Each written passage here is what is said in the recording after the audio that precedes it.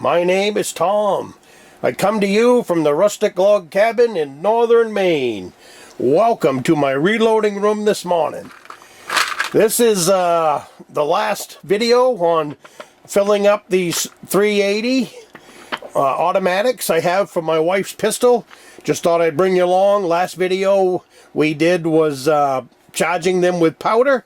So as always, quality control. You are quality control. Now I've already looked down each one of these back at the charging station where you saw me filling them up. But now that we're setting down to put the bullet in them, I also look at them again and want to make sure that they're all got powder in them. You look at all 50 of them one at a time. And you make sure that each and every one of those are filled with powder. Alright, now they're all filled with powder, so we will begin. In my press over here, I have got the bullet cedar dye in here. Now it's only on pistols. There's a little nub in there, and you set this up so that it just stretches the mouth of that case to accept the bullet itself. It's only on pistols to my knowledge. I know the bigger, my 30-06s and all that. It's only the pistol dies that come with 3 pieces. One is the bullet cedar. This is the bullet cedar. And then this was punching out the priming, resizing the case, and then you've got the one actually for placing a bullet. So that's what we're putting in now. And I won't do it in this video, but I will do videos in the future on how to set up these dies for you. And once you set them up the first time, you never need to touch them again. Unless you're changing the bullet. If you change the style bullet, then you'll have to readjust this, but it's not hard to do. It's not a problem. So all these cases have been quality checked to make sure they got powder in them. They've all been resized. They've all got brand new primers. The tops have all been stretched so that they will accept this. This is a 90 grain hollow point bullet. So they will set that. So you set the bullet on there, push up slow, bring it down, and voila, you got yourself a brand new bullet. Look it over. I have calipers that I would, if I was just setting up, I would be checking these. But I know what this is set for, so I'm good to go. And then now it's just that simple. We go through the same process again. You slide your bullet, your casing in. This piece is interchangeable, like we've talked about. It's the case holder. This is the one for 380. Also the one for my 9mm. So, you know, these things will fit different guns. There's only 12 of them that make up all of them. And that's it. This makes it so that I will have 50 more rounds for that 380.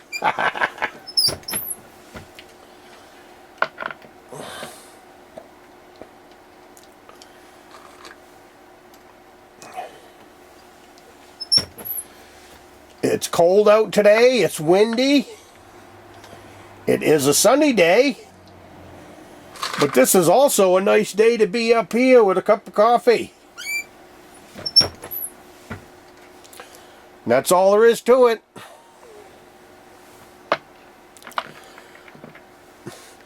And this is the same process for all of them. You know, like we started this. What I'm doing, I am videotaping different steps that I am on my own projects up here. And then bringing you along. I want you to see each piece of equipment, see how it works. But it's all the same steps.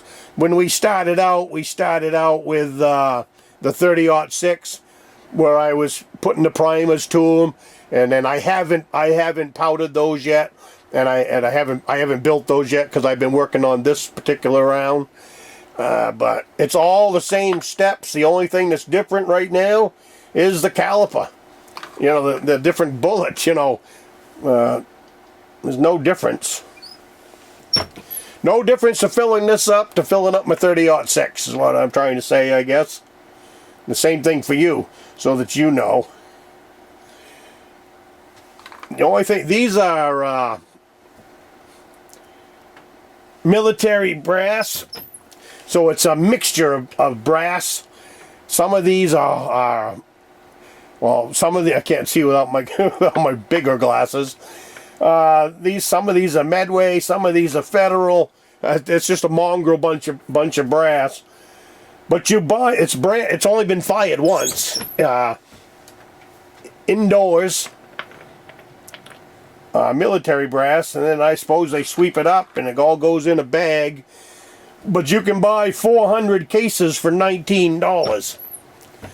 So, especially for target loads for going to the shooting range, to me this is perfect. Like I said, when I bought these, I bought 2 bags, so for $40 I was able to purchase her 800 cases to be able to take to the shooting range. And that's the beauty. That's the beauty in being a reloader, and we talked in a lot of my videos about being self-reliant. To me, I don't, you know, I've done this for 40 years, so to me this is all part of the self-reliant lifestyle. Having this skill under your belt. And when I am finished, you know, I'll have 100 rounds. I'll have 200 rounds for pennies on the dollar. The biggest cost right now, well, you know, I say that, but see, a lot of my stuff I'm shooting, like my primers and stuff like that, I bought them before the big price hike.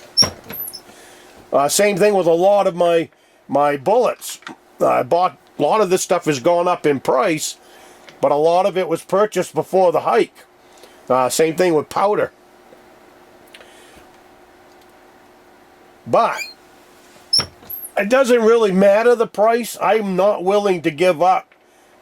I'm not willing to give up the self-reliant lifestyle that I have and the freedom that I have to be able to build these bullets. So to me, like powder right now is some of the powder is $50 a pound. Well, I'd rather have the pound of powder than the $50 bill.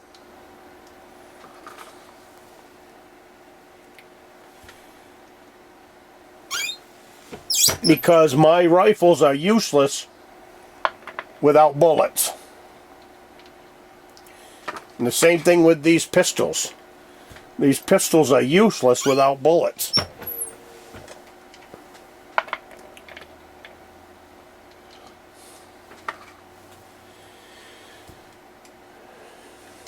So, I thought you might like just visiting, sitting around the reloading room and seeing how I come up with a box of bullets. Now you could sit here and go completely nutso and fill up 20,000 cases,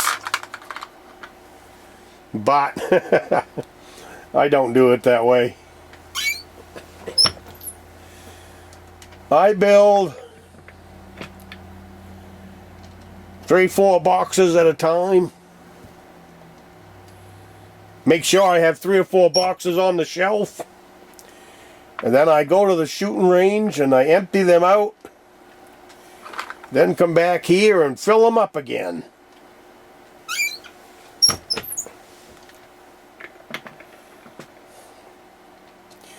There's some bullets that I do now because of their cost effectiveness. That's why I purchased the 223. Because it is a very inexpensive rifle to shoot. it takes very little powder in comparison to the bigger rifles. And the same thing with the 22 caliber bullets to buy for it. Cheaper. And it takes me that I can go to the range and I can shoot and keep my trigger finger and eye coordinated, because that's a big part of being a self-reliant hunter, is being able to shoot the deer when he comes by.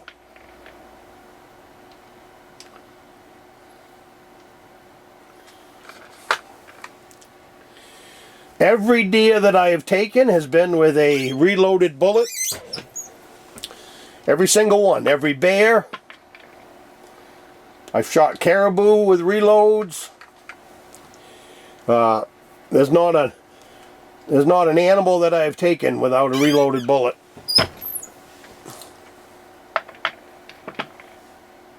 And to me, that's all part of the grand plan of being self-reliant.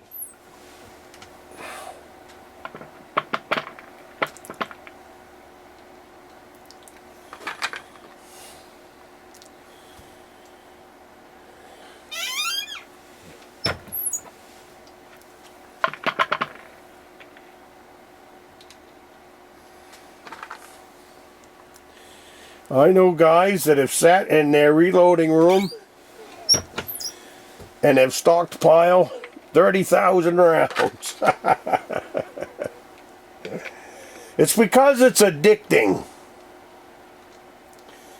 It's addicting to see your progress, and it's enjoyable. You know, nothing I like more than to sit here and see all these rounds get filled up, and then know that I can go to the shooting range and shoot them. Probably for about, I'll have to check the price on them bullets, but probably I can shoot these for about 30 cents a piece. Or less, you know. And in comparison to what, if you buy factory, they're $1 a piece. Maybe not these particular ones, but other ones.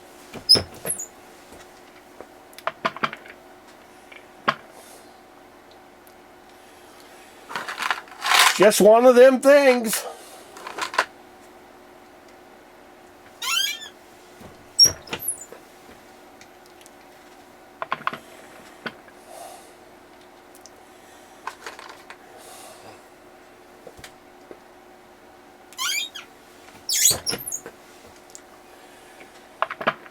These ones that you see floating around in here, they have no primer in them, and there's no powder. But what they are is, whenever I build a bullet, this is my test to go to. I could use it to reset this to where it's close, and then I can use my calipers. But this will always tell me this is load number 2 for that 380 that I'm building. So this will be marked down in a safe place with load number 2 dimensions, and that I always, and you'll see back there, I got more, do the same thing. But that gives you, and you want to make sure to have no primer. Primers are powerful, so it's still a bullet even if there ain't no powder in it.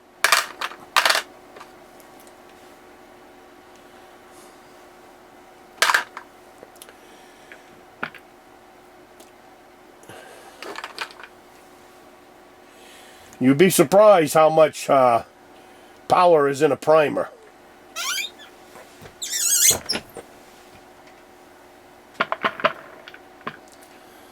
I'm offset from my press because of you guys, and it makes it a little bit awkward.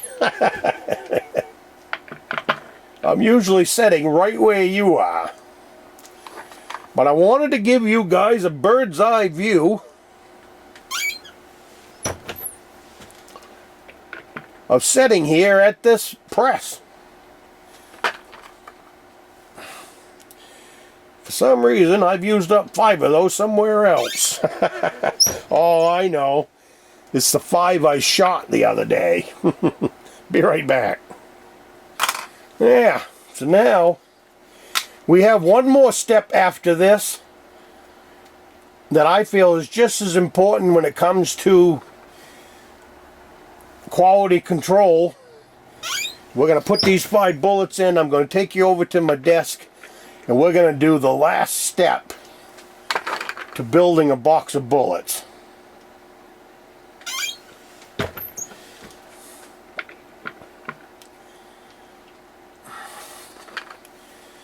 There, this, when I get these 3 in there, that'll give me 100 brand new bullets for the 380 Ruger that we have.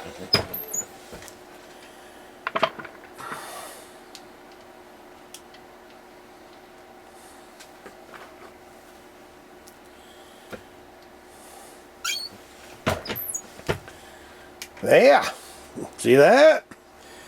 The last one. This is Hornady's got a beautiful box. But that's what they come. I can't remember. These are not that expensive to buy. I want to say like 20, you know, in comparison to 5 years ago, yes. But $26 or something like that. So that's a nice little bullet for that gun. Actually, I think that's the biggest one for the 380, I think. At least that's the one I come up with. But anyways, I'm going to take you over to the other desk right now, and we're going to do the last step of this. Let me get my coffee over here and have a little drink coffee.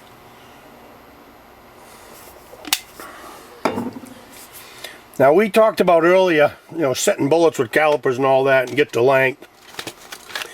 If you don't know what calipers are, these ones are stainless steel put out by Dillon. And what you do,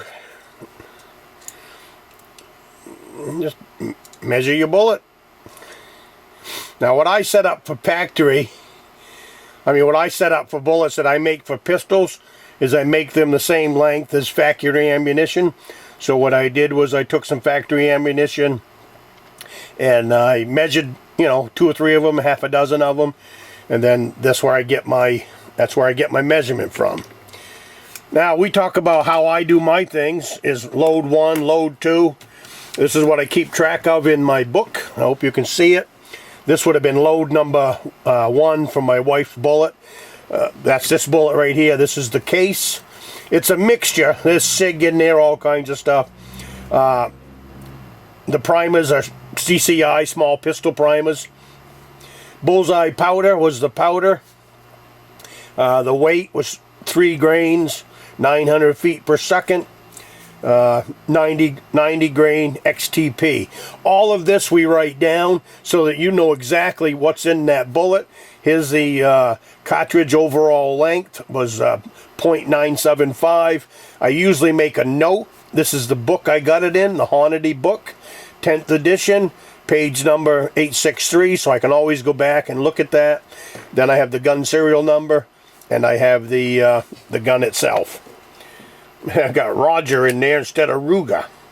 You know, it's cold. But anyway, so that's my record of this bullet for that gun. Now, these boxes, now I guess, I've been told, and I'm not sure, but I've been told that it's illegal to use an old box.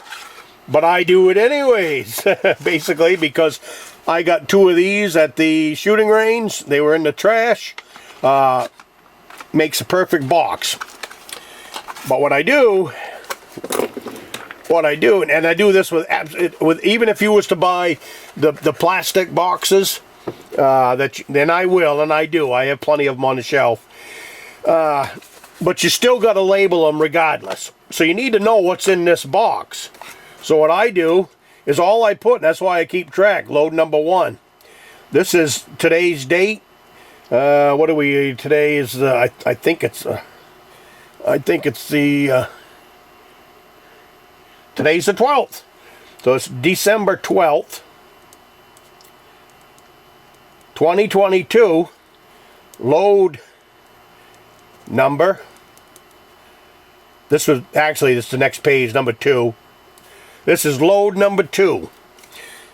And then I take it, I put it on the bottom of the box, or on the inside of the box, either way, so it never gets undone. So you know, at least I know, when I pick up this box of bullets, that I've got load number 2. And it's I meant to say 380. I ain't got no room. Already put the tape on.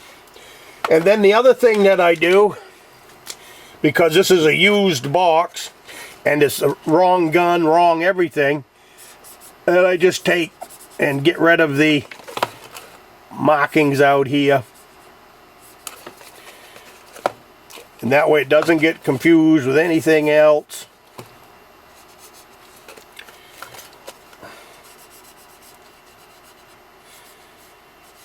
I like using factory boxes over plastic because they just seem to, well, number one, they fit more in my box. I can grab 2 or 3, whatever. I got nothing invested in them. So now we have got, and what's nice about this box, got a nice plastic. Got a nice plastic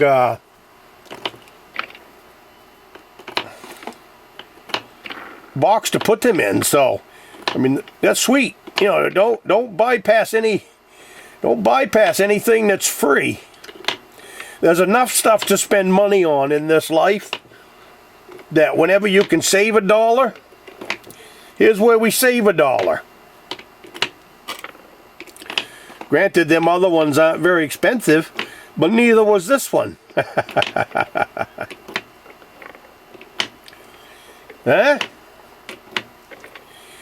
Now this can go on the shelf.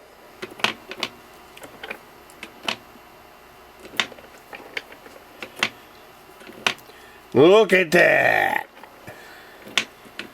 We got a brand new box of bullets to go shoot.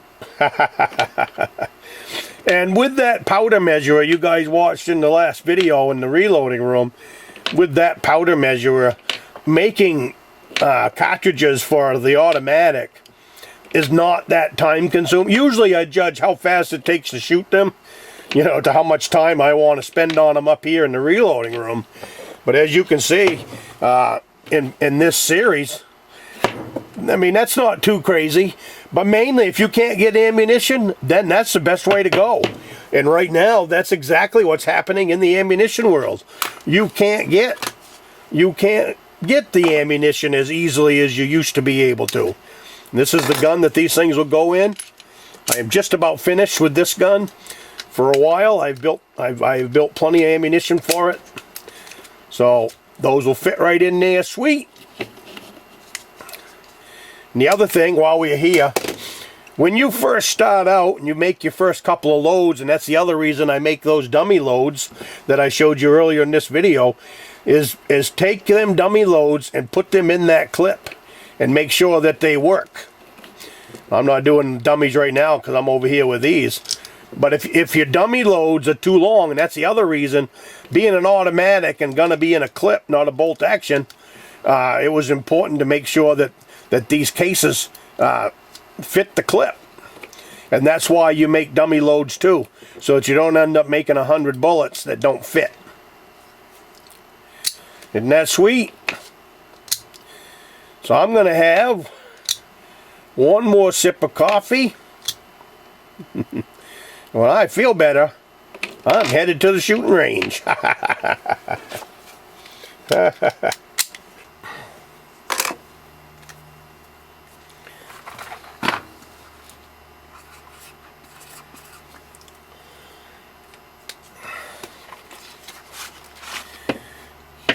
As the first box that I made, and the second box, 5 are missing because those were the 5 testing ones.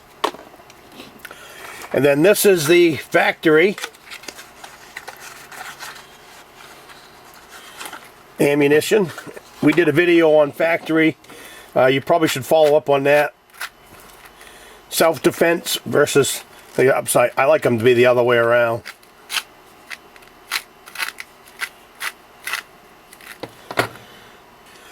And these are the bullets that I took and got factory measurements from at first. I believe these ones right here are, let's see, 90.73.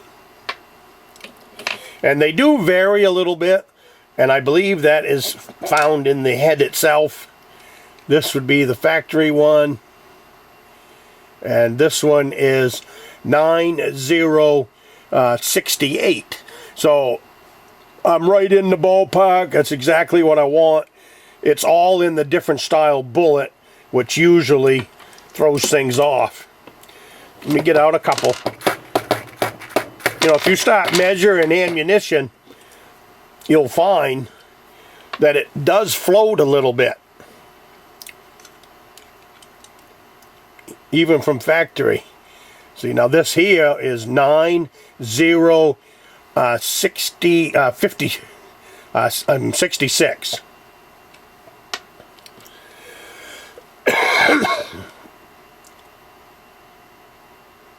Here's another piece of factory. This is 9, maybe you can see it, I don't know, 9063. So you're always like getting a ballpark average. Here's 63. If you was to measure them all, you'll find a little bit of difference. There's 60. So you can see there's a little bit of difference if you go start measuring every bullet. So that takes care of that. She has now plenty of ammunition if I don't go shoot it.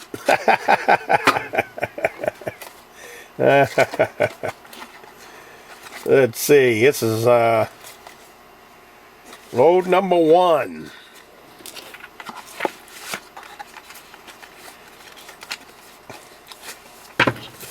And load number 2. That's my second recipe for her. We're going to shoot them both and see which one does the best. So, have one more sip of coffee with me. Thank you for sticking around for all this. If you're interested in this stuff, leave some comments. If you know something that I don't know, leave that comment too. So, that's where I got this about the boxes.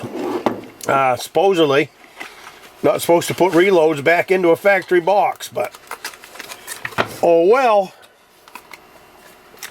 I'm not turning down anything free. Like I said in other videos, there's plenty of things to spend money on. So whenever you can save money, it's probably a good idea to save it. I like them to only open on one end. I'll see you next week.